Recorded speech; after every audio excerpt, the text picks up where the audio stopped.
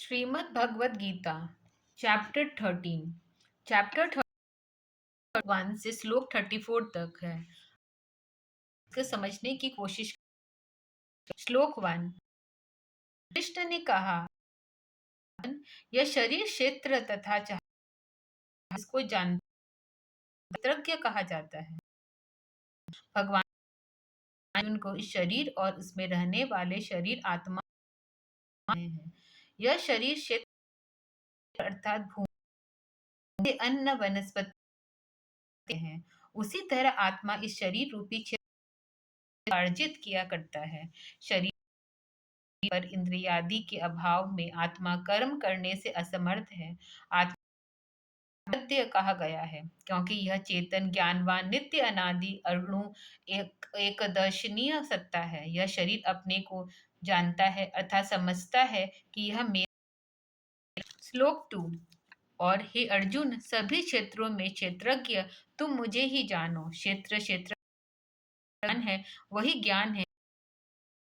तात्पर्य, यहाँ अर्जुन को यह समझा रहे हैं में और इसमें रहने वाले आत्मा है। शरीर में ही मैं हूँ, ऐसा सभी शरीरधारियों को प्रतीत होना चाहिए। इसी अर्थ में अर्जुन को यह कह रहे हैं कि सभी क्षेत्रों अर्थात शरीरों में रहने वाला क्षेत्रज्ञ अर्थात आत्मा मुझे ही समझो। अर्थात शरीर में निवास करने वाला आत्मा ही अपनी ओर इंगित कर रहा है कि मैं हूँ। यह जो मैं का भाव है, आत्मा अर्थात क्षेत्रज्ञ को बताने वाला ही भाव है। वह सर्वज्ञ चेतन अनंत शक्ति संपन्न सत्ता है। अतः वह क्षेत्रज्ञ अर्थात किसी विशेष शरीर के अंदर मैं का ज्ञान रहने वाला नहीं हो सकता। श्लोक 3। और जो वह क्षेत्र है जिस विकार वाला है, जिस कारण से जो है और जिस प्रभाव वाला है, वह सब क्षेत्र में मुझ में सुनो। श्लोक। बहुत प्रकार के ऋषियों द्वारा अनेक प्रकार के छंदों से पृथक पृथक अच्छी तरह निश्चय किए हुए युक्ति युक्त ब्रह्मसूत्र के पदों द्वारा यह कहा गया है और गाया गया है। तात्पर्य, भगवान श्री कृष्ण या अर्जुन को यह बतला रहे हैं कि यह क्षेत्रज्ञ संबंधी ज्ञान प्राचीन काल में अनेक ऋषि महर्षियों द्वारा ब्रह्मसूत्र के रचयिता महर्षि वादरायण द्वारा विभिन्न छंदों एवं सूत्रों में उपदिष्ट हुआ है। इसी ज्ञान भगवत गीता में भगवान श्री कृष्ण या अर्जुन को कह रहे हैं। श्लोक 5। महाभूत, अहंकार, अव्यक्त प्रकृति, 10 इंद्रियां, मन, 5 जतेंद्रियां के विषय, इच्छा, द्वेष, सुख दुख, संघात, चेतना तथा धृति का स्वीकार क्षेत्र संक्षेप में बताया गया है। तात्पर्य, आकाश, वायु, अग्नि, जल और पृथ्वी ये 5 पंच तत्व है। ये अव्यक्त प्रकृति परमाणु के उत्पन्न अहंकार तथा बुद्धि प्रकृति विकार संभूत अंतकरण है। त्वचा, कर्ण एवं स्वादेंद्रियां ये 5 जतेंद्रियां हैं। इसमें क्रम रूप, गंध, स्पर्श ज्ञात होता है।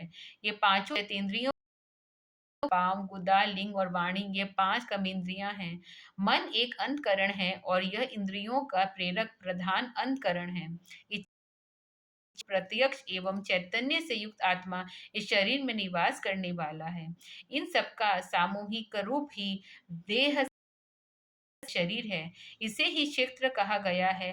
विकार युक्त है अर्थात यह एक रहने वाला परिवर्तनशील है। श्लोक 7। मान त्याग, दम त्याग, अहिंसा, सरलता, गुरु सेवा, पवित्रता, स्थिरता, आत्मसंयम। श्लोक 8। इंद्रियों के विषयों में वैराग्य, निरहंकार, जन्म मृत्यु, वृद्धाप्य, व्याधि आदि दुखों को बार बार विचार करना। श्लोक 9। पुत्र, स्त्री, घर आदि में अनासक्ति, ममत्व का अभाव तथा प्रिय एवं अप्रिय की प्राप्ति में सदा ही चित्त का समान रहना।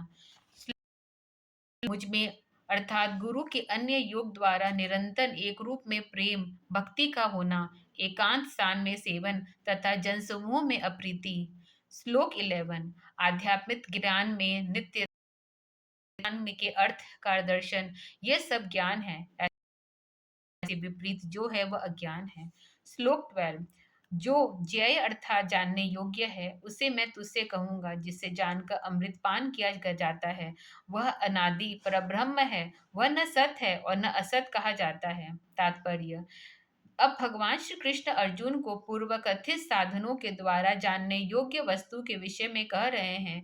वह आदि अनंत रहित परब्रह्म है, जिसको जानकर अर्थात प्राप्त कर अमृतत्व की प्राप्ति होती है। परब्रह्म अमृत सागर है, उसे साक्षात्कार कर आत्मा उस दुर्बल अमृत का पान करता है। वह ब्रह्म विद्या योग की अति उच्च स्थिति है। वह परम पुरुष सत असत से परे सचिदानंद घन स्वरूप है। सब प्रकृति है, असत कल्पना कल्पना की वस्तु है, जैसे बांध्य पुत्र, आकाश कुसुम, नर सिंह आदि। अर्थात जिस वस्तु का अस्तित्व ही नहीं है, कल्पना में ही उसका अनुमान किया जा सके, वह असत अर्थात अस्तित्व विहीन तत्व है। परमात्मा प्रकृति अर्थात सत एवं अस्तित्व विहीन पदार्थों से परे है। श्लोक 13। वह सभी और हाथ पैर वाला, सभी और नेत्र सिर और मुख वाला, सभी और कान वाला, इस जगत में सबको व्याप्त कर स्थित है। तात्पर्य। परमात्मा सर्वव्यापी अनित्य अनादि चेतन सत्ता है। सबके मनुष्य जैसे हाथ पैर नासिका नेत्र आदि नहीं है। वह अनंत कर्मों को एक ही बार करता है, इसलिए उसके सर्वत्र हाथ है।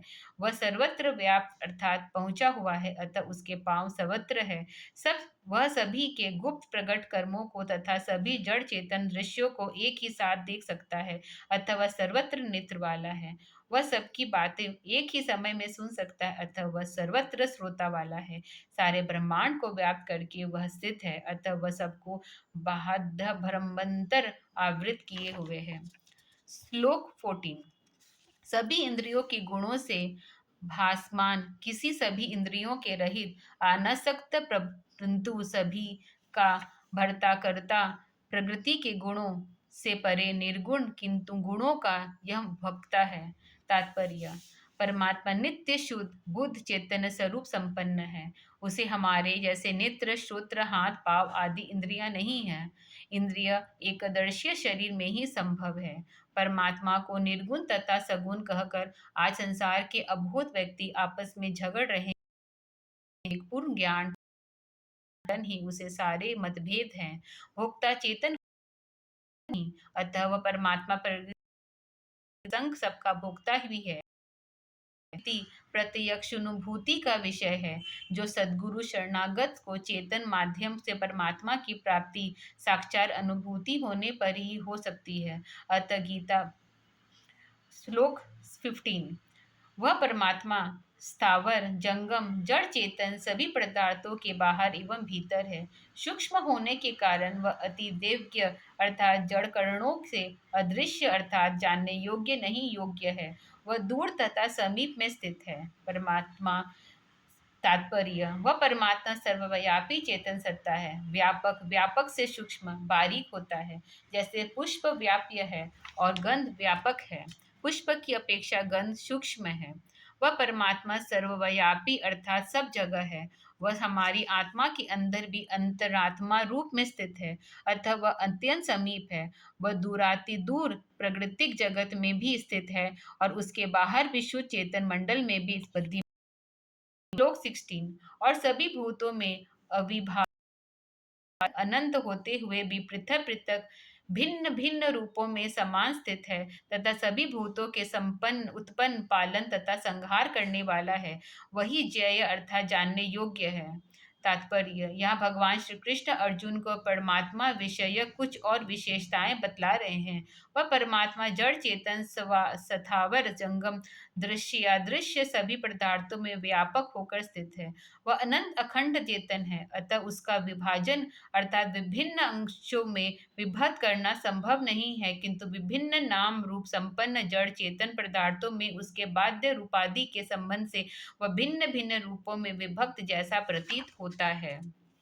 श्लोक 17।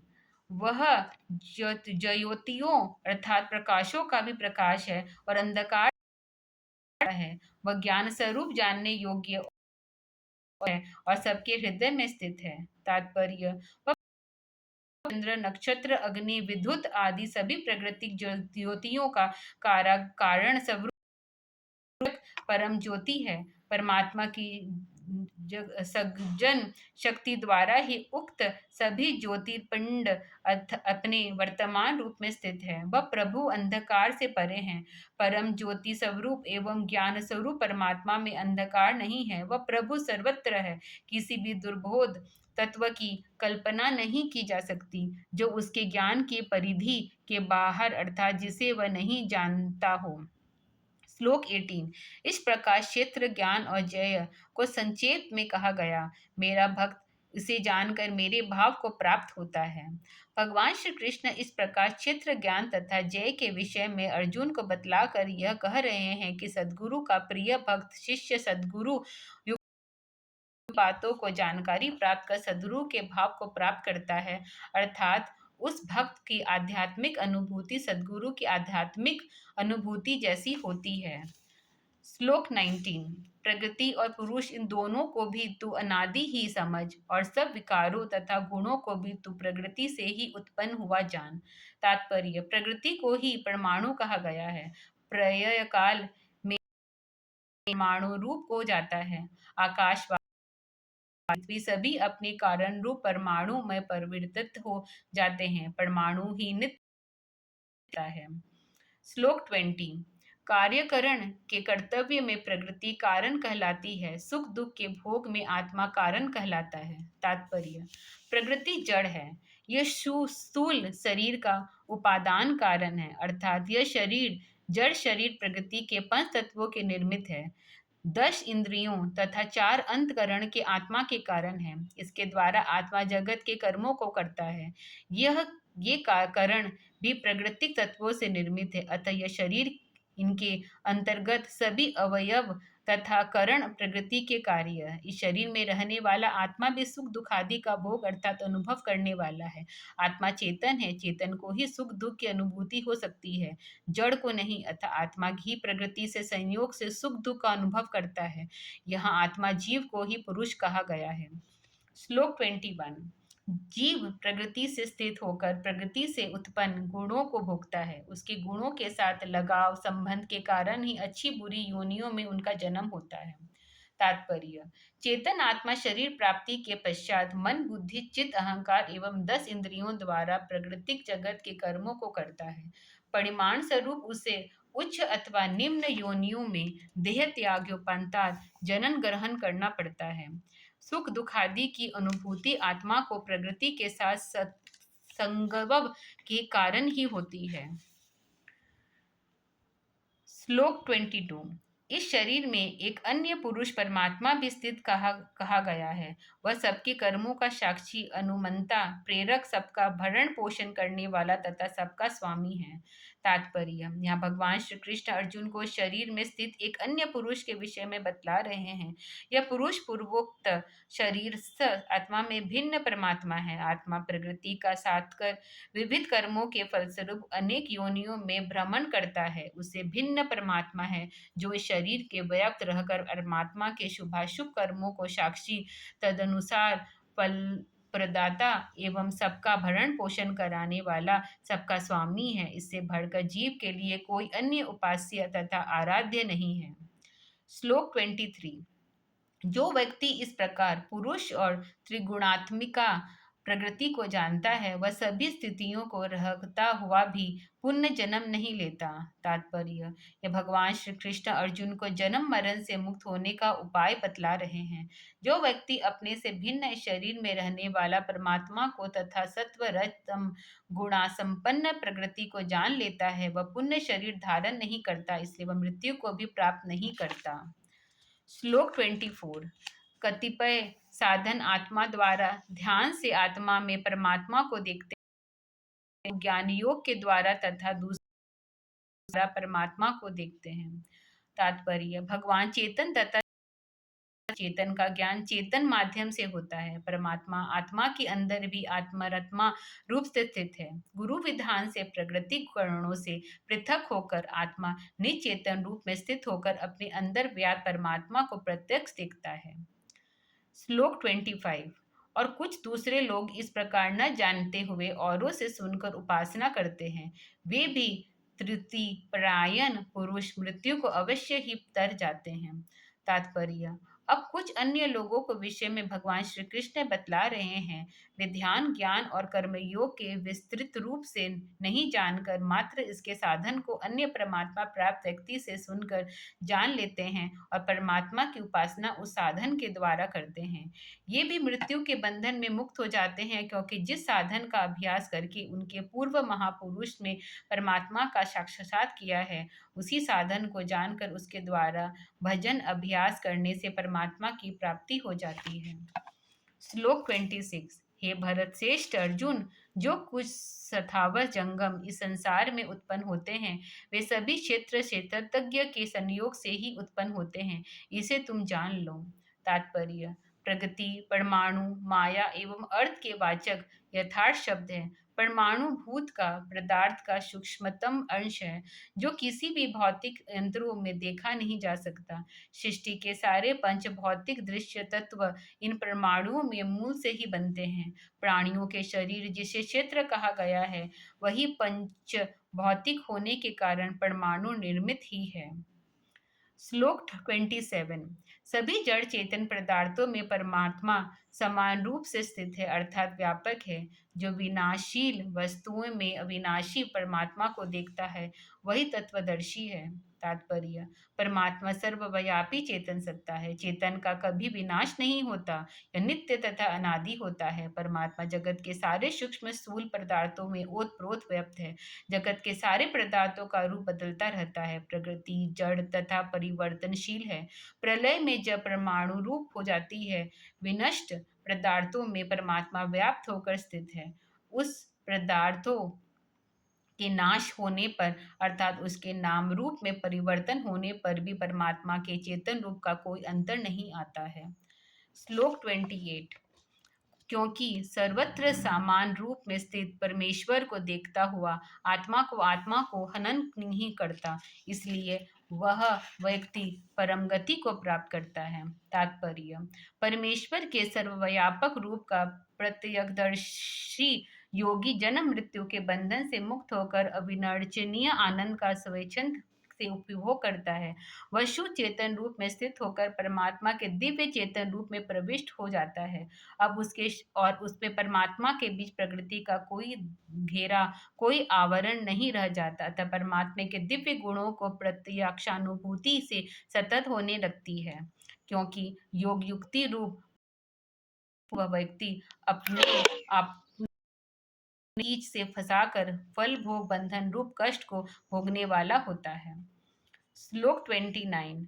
जो सब प्रकार से प्रकृति द्वारा कर्मों को किया जाना तथा अपने आप को कर्मों का नहीं करने वाला दिखता है, वही वास्तविक दृष्टा है। तात्पर्य: मानव शरीर के 10 इंद्रियां, चतुष्ट अंतकरण, 10 प्राण प्रकृति निर्मित सूक्ष्म स्थूल अवयव है। इसके द्वारा आत्मा जगत के कर्मों को करता है। यहाँ भगवान श्री कृष्ण उक्त योगी की प्रशंसा करते हुए कहते हैं, जो स्वयं तो परमात्मा में संलग्न रहता है और उसकी इंद्रियों जगत के सारे कर्मों को करती है। इस युक्ति का ज्ञान रखने वाला व्यक्ति ही तत्वज्ञानी है। श्लोक 30। जब व्यक्ति भूतों में पृथक भाव को एक में स्थित और उस एक से भी सबका विस्तार देखता है, तब वह ब्रह्म रूप को प्राप्त होता है। तात्पर्य: समाधि अवस्था प्राप्त योगी ब्रह्म के आधार पर चराचर जगत को प्रत्यक्ष स्थित देखता है। परमात्मा का साक्षात दर्शन करके योगी परमात्मा एवं प्रकृति के रहस्यों का ज्ञाता हो जाता है। किस प्रकार परम में अक्षर ब्रह्म द्वारा सृष्टि रचना होती है, इसका प्रत्यक्ष ज्ञान समाधिस्थ योगी को होता है। श्लोक 31। हे अर्जुन, अनादि और गुणातीत होने के यह विनाशी परमात्मा शरीर में स्थित होकर भी न कुछ करता है न लिप्त होता है। तात्पर्य: परमात्मा नित्य चेतन सत्ता है। वह कुटस्थ अर्थात परिवर्तनशील है। वह स्वयं आनंदमय अमृत है। आत्मा जीव आनंद का इच्छुक है। इस आनंद को वह जगत के पदार्थों को खोजता है, इसलिए उसे कर्म करना पड़ता है। कर्मों एवं उसके फलों में वह आसक्त होता है, इसलिए बार बार वह कर्म फल भोग रूपी बंधन में ग्रस्त हो रहता है। श्लोक 32। जैसे सर्वव्यापी आकाश सूक्ष्म होने के कारण लिप्त नहीं होता, वैसे ही देह में सर्वत्र स्थिति परमात्मा भी लिप्त नहीं होता। तात्पर्य: प्रकृति आकाश प्रकृति का एक सूक्ष्म तत्व है, वह प्रकृति में व्याप्त है, वह किसी में लिप्त नहीं होता क्योंकि यह सूक्ष्म है। इसी प्रकार परमात्मा सारे शरीरों में एक जीवों में व्याप्त है। वह परमाणु आत्मा एवं अक्षर में भी सूक्ष्म है क्योंकि वह इन सब में ओतप्रोत व्याप्त है। वह कहीं भी लिप्त अर्थात आसक्त नहीं होता। श्लोक 33। हे भारत, जैसे एक ही सूर्य संपूर्ण जगत को प्रकाशित करता है, वैसे ही संपूर्ण शरीर को आत्मा प्रकाशित करती है। तात्पर्य, सूर्य प्रकृति जगत का एक तेजोमय पिंड है। इस लोक का सूर्य अपनी रोशनियों के इस पृथ्वी को प्रकाशित करता है। सूर्य आकाश में एक स्थान में स्थित रहता है, वैसे ही आत्मा, जिसे क्षेत्रज्ञ कहा गया है, शरीर के हृदय प्रदेश में स्थित होकर अपने चैतन्य पूरे शरीर में फैलकर रखता है। श्लोक 34। इस प्रकार क्षेत्र क्षेत्रज्ञ की अंतर को, प्रकृति पदार्थों और मोक्ष को जो जानता है वह परम गति को प्राप्त होता है। तात्पर्य, यहाँ भगवान श्री कृष्ण अर्जुन को यह बतला रहे हैं कि शरीर, इसमें स्थित आत्मा, आत्मा के अंदर अंतरात्मा रूप में स्थित परमात्मा तथा प्रकृति एवं मुक्ति का प्रत्यक्ष ज्ञान रखने वाला योगी परम पद को प्राप्त करता है। कहने का तात्पर्य यह है कि अपने शरीर, आत्मा एवं परमात्मा का पूर्ण ज्ञान प्रत्यक्ष रूप से करने वाले महान आत्मा की मोक्ष में अधिकारी है, अन्य नहीं। कल हम आगे का चैप्टर 14 स्टार्ट करेंगे। राधे राधे।